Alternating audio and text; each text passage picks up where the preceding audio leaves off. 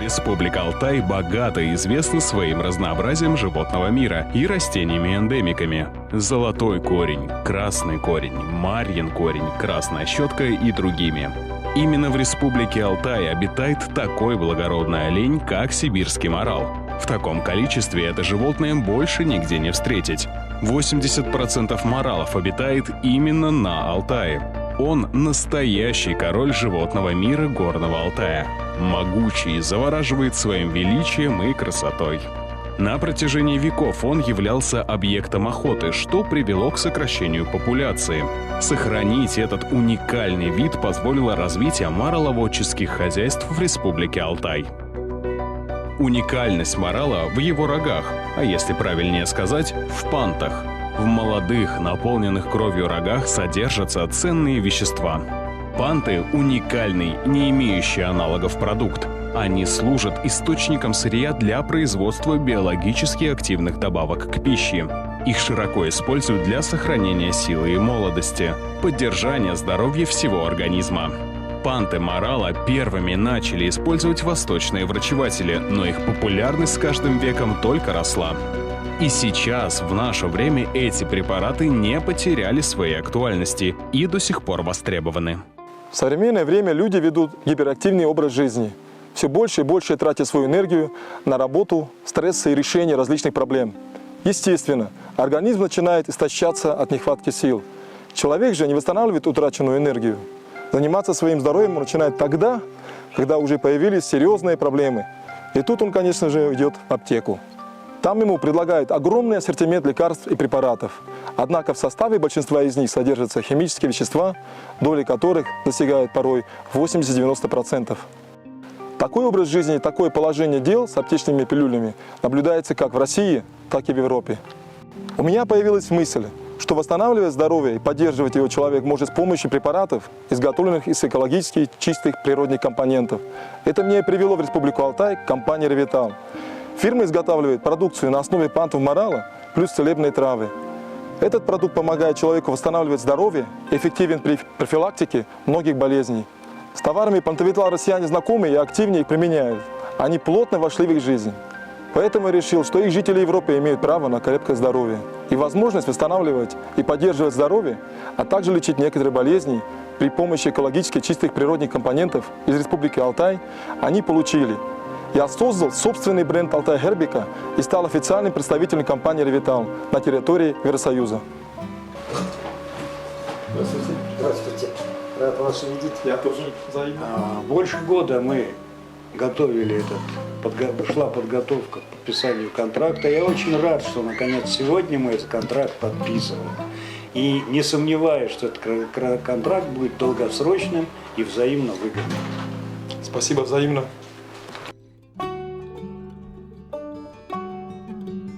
Капсулы Пантовитал уникальны. Они изготовлены действительно из экологически чистых природных элементов. В их составе только порошок пантов морала, растения-эндемики и их экстракты. Никакой химии. Этот продукт обладает широким спектром полезных свойств для организма. Но перед тем, как этого удалось достичь, прошел не один год. Над разработкой и созданием состава капсул работали ученые, специалисты и медики. Валерий, расскажите, пожалуйста, с чего начиналось ваше производство продукции на основе пантов морала? Вообще фирма «Ревитал» создана была в 90-м году, начали с строительства моральника и внешней торговли. То есть мы увозили на экспорт продукцию свою и других хозяйств нашего района. В 97-м году был кризис в Юго-Восточной Азии, и цена на продукцию упала в 4 раза, на пантовую продукцию. И тогда я задумался о том, что необходимо искать альтернативу реализации на внешнем рынке и ее перерабатывать. Это хотя бы идея на поверхности лежит, что перерабатывать лучше у себя ее. Так как я в Корею езжу вот последние 30 лет несколько раз в год, поэтому я смотрел, как употребляют эту продукцию корейцы. У меня задача стояла, как русских людей заставить кушать и грызть этот пант. А тогда возникла идея о том, что наш уникальный коксинский мед можно использовать. И мы первый продукт, который выпустили, это был Пантовитал плюс красный корень. Там всего 3 естественных компонента. Это созревший коксинский мед, это пант морала, порошок определенное рассчитанное количество, и добавили еще экстракт красного корня. Но это вы все сами пропорции разрабатывали, правильно я понимаю? Это разрабатывали не за один раз, это несколько лет.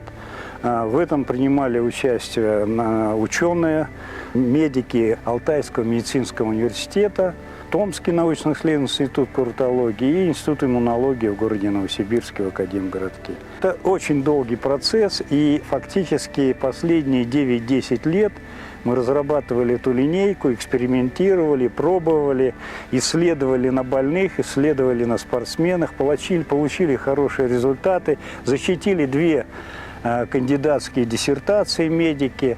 Только в апреле прошлого года я сказал о том, что мы готовы выйти на рынок, начинаем учиться продавать. Почему? Потому что я убедился в 2 вещах. Первое, этот продукт никогда никому не навредит, и в то, что этот продукт реально работает и улучшает здоровье.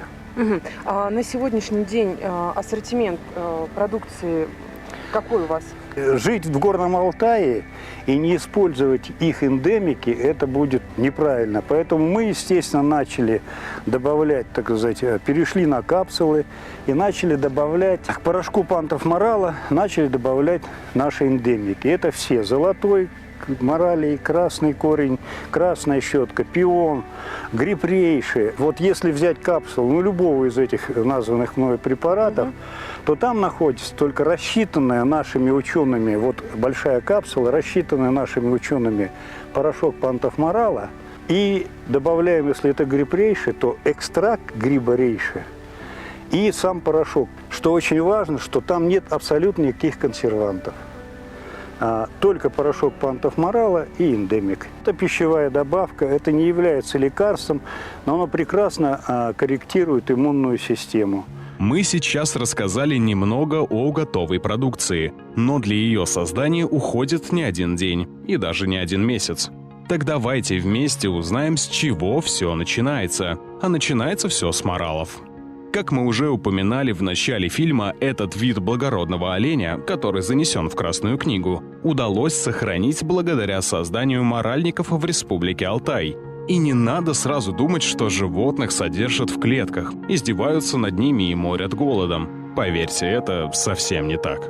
Моральник – это огромная территория лесопарков, где моралы живут в своей естественной среде обитания. Есть лишь один нюанс – моральник огорожен. Но сделано это для того, чтобы олени не покинули сады и не стали жертвами браконьеров. Нашу территорию всего моральника 3,5 тысяч гектаров. Садов 5 больших и мелких, но мелких много. Да, они питаются только то, что в природе находится, больше ничем. Но зимой мы их кормим, конечно, сено заготовляем и зерном, фуражом, овес. Везде родники бегут. А зимой, да, бывает, у нас специально сделана, пробита скважина 100-метровая. И когда ручей замерзает, по трубам подается в каждый парк вода. 3 часа в день мы подаем воду. Они уже знают, и они спокойно подходят, напиваются. Практически они находятся в дикой природе. Существует мнение такое, что если бы не было бы моральников, да, но не существовало, то в дикой природе им было бы сложнее. Чем это вот обусловлено и имеет ли место быть такое мнение? Нет, я думаю, что им бы не сложнее было, если, как у нас санитары есть в природе, волки. Там они быстро его приберут, но здесь он, конечно, дольше будет жить. Итак, вывод такой. Моралы в лесопарках живут полностью своей жизнью. Питаются только тем, что находят в природе. Но вот чтобы получить их панты, приходится вмешиваться человеку. Однако забежим немного вперед и скажем о важной вещи. При срезке рогов моралу не наносится увечья, не страдает его здоровье. Как говорят мораловоды, эта процедура ему идет только на пользу.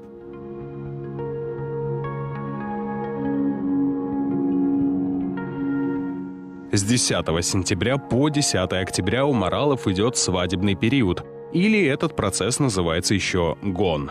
После этого их сгоняют с горных садов поближе к производственной базе для того, чтобы сделать перед зимовкой разбивку, а также вакцинировать против гельминтов, туберкулеза и сибирской язвы. Сгоняем их всех сюда домой и проводим разбивку по полувозрастным группам. Это быки паровые старые, ставим их отдельно. От 3 лет и, может, до 20 лет они. Потом идет группа молодые быки от 2 до 3 лет. Они стоят в другом саду. Потом сайки или перворожки, тоже их ставим отдельно. Телята. Самый активный отел проходит с 10 июня по 10 июля. Но начинают они телиться уже даже в конце мая, некоторые. И моролухи у нас ставим, моролухи отбиваем, тоже ставим их отдельно. Они стоят зиму в другом парке. Отдельно. Вот получается 5 половозрастных групп. Ну, телят мы держим до середины где-то апреля на кормежке, а может даже до 1 мая. Потом выгоняем на гору. И одновременно выгоняем моролух тоже на гору. А дома остаются только быки и перворожки, сайки.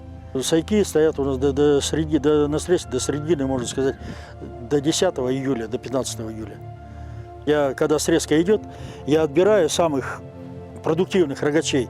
Это голов 50, такие 10 килограмм выше, по 15 килограмм. И мы их ставим в отдельный парк. Перегоняем их к моролухам, где у нас ходят только одни моролухи. Когда начинается гон, каждый рогач начинает, бык-производитель, набирать себе гарем. Гарем набирает от 5 до 15, 20 моролух. Вот и входит так гон. Он, конечно, не спит, не ест. За неделю он ослабевает, за 10 дней. Потом его выгоняет, как более сильный, забирает его гарем себе. И на протяжении месяца идет вот этот. Мы делаем прививки только против гельминтов, паразиты. Ну, сейчас разбивку сделаем и будем делать прививки. Потом срезку мы еще добавочно проводим рогачам, когда срезаем панты и одновременно делаем прививки. Но бывает, ворота проскакивают, совек проскочил вместе к моролухам туда, где мы отбиваем моролух. Потом мы моролух будем забирать еще раз, и мы будем отбивать. И в это время мы отберем те, которые попали не к моролухам.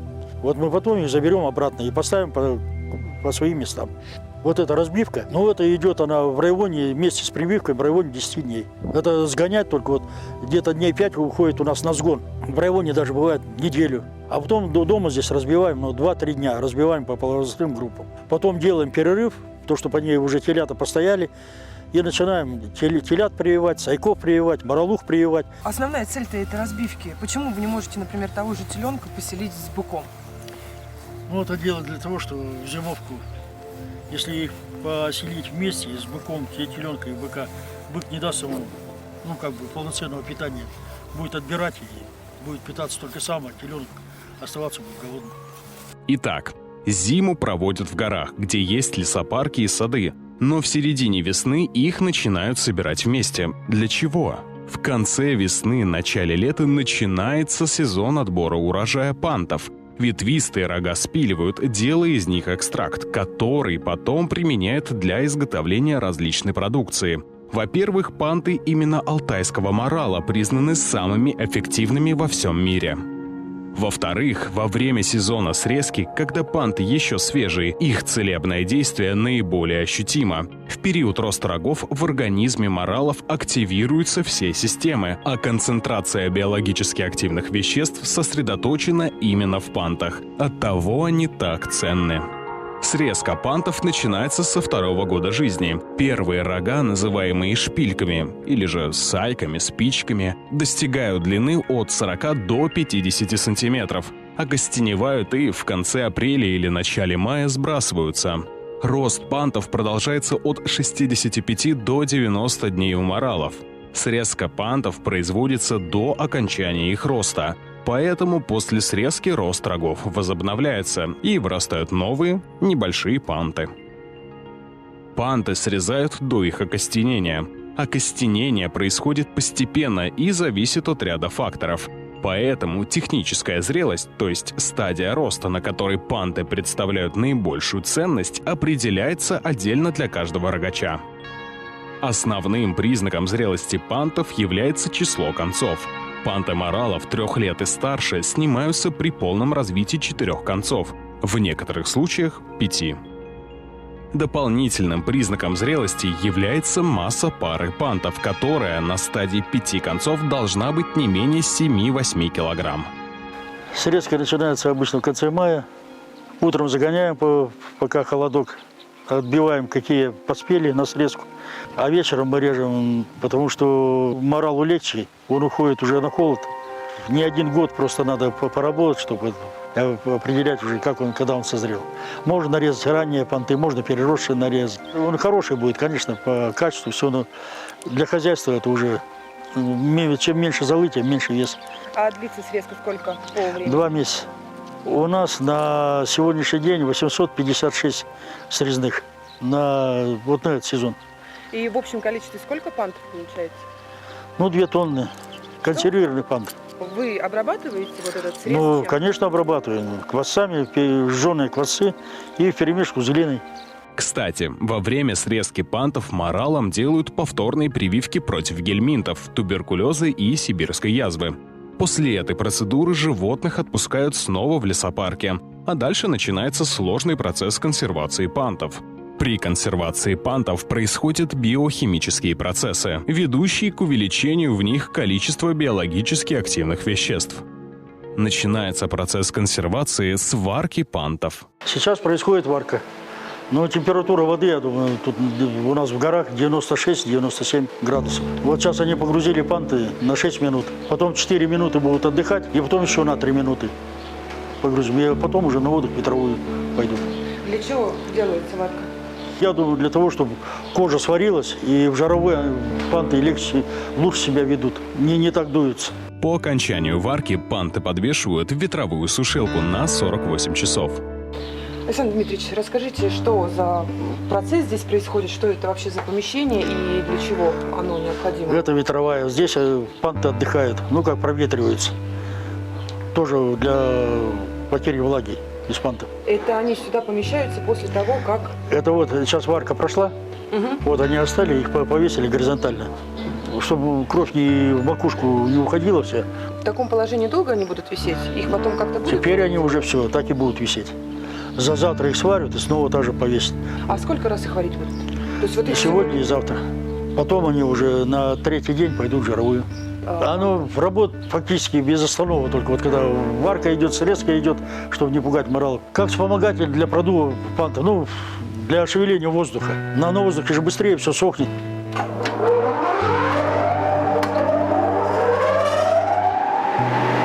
Вот запела песня. Вот один, вон второй, на весь день и на всю ночь. Они работают, можно сказать, сутками. Но то, что продувает вот это вот, быстрее сушит, это факт. Панты из ветровой сушилки переносят в жаровую сушилку, когда температура воздуха в ней достигает плюс 60, а то и плюс 70 градусов по Цельсию, и поддерживают ее на протяжении 12 часов. Затем панты помещают в ветровую сушилку. Здесь они находятся до тех пор, пока не закончится сушка пантов с потерей их веса. Это жаровая. Здесь выгоняем влагу из панта, воду. Вот сейчас 75 градусов. 4 дня подряд по 5,5 часов вот здесь. Потом день отдохнут. Потом они пойдут уже не вниз камлем, вверх макушка, перевесами будут висеть. И еще 4 жаровых они пройдут под 75 градусов. Но там уже будет отбор, например, которые потоньше, худосочные, они будут убираться, а которые упитанные, еще будут жариться. 45-50 дней идет консервировка панта. Вот с каждым с ним нянчимся, каждый нюхаем, каждый его проверяем. У нас их 1700 где-то штук. Мы консервируем, воду убираем, чтобы не закис пант. Если только прозевал маленько, воды не выгнал, он закиснет. Позеленеет, закиснет, завоняет. И непригоден, все. После 4 жировых они день отдохнут. Потом после 5-й жировой 2 дня отдохнут. После 6-й жировой отдохнут 4 дня. И после 7-й жировой отдохнут 5 дней. А там уже будем смотреть, может, даже и 9-ю, самым таким крупным, толстым. 9-ю жировую придется делать, там дней через 10, например. Каждый бригадир пристраивается к местным условиям. Если природный ветер идет хороший, холодный, там и меньше жаровых надо делать, и быстрее пант консервируется.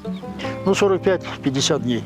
В среднем это нюхать его бывает. Вот как каждый пант приходится через комель нюхать. Чем он пахнет? Пантом пахнет. Или бывает, если закисает, сами понимаете, чем начинает оттуда нести. Лечим, тут жаровую сразу, выветривается, ничего, если вовремя поймать это все. вовремя его поймать, потому что, например, вот на грани, раз его чувствуешь, что он ни туда, ни туда, понюхал, его в жаровую, раз он подвялил, там температура уже не 75, конечно, там температуру вдаем и 65, и 70 градусов, легкую провялку. И раз он приходит в норму. А который запустил, например, прозевал, если уж он конкретно завонял, то там уже зелень в камле бывает пойдет, то тут уже ничего не сделаешь. Панты, законсервированные этим способом, соответствуют действующим стандартам.